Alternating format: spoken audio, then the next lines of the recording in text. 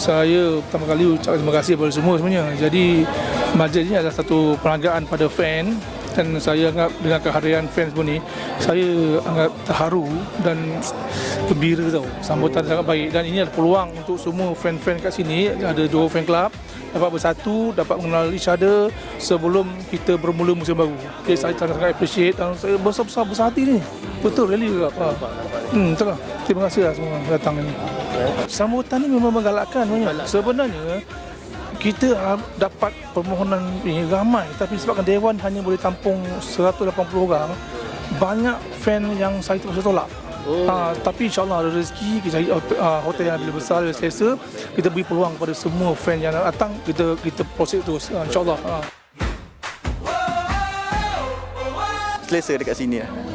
Nama saya Raja Aslin dan Raja Bakar. Pada saya Johor Fan Club paling best sekali sebab dia punya management sangat sporting. Daripada orang-orangnya semua memang best lah semua. Memang terbaik di FC. Pilihan saya tetap di FC.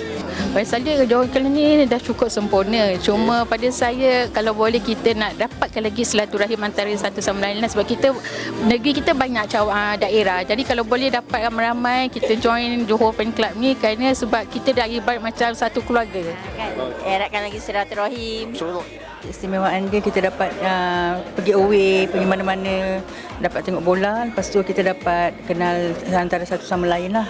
Baik, Assalamualaikum warahmatullahi wabarakatuh, dan selamat petang semua.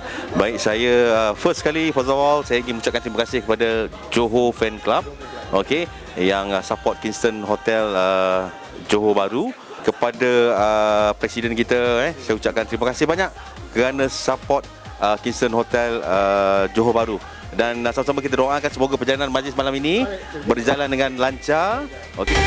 Johor Fan Club bersama Master Teh Tarik sentiasa setia bersama JDT.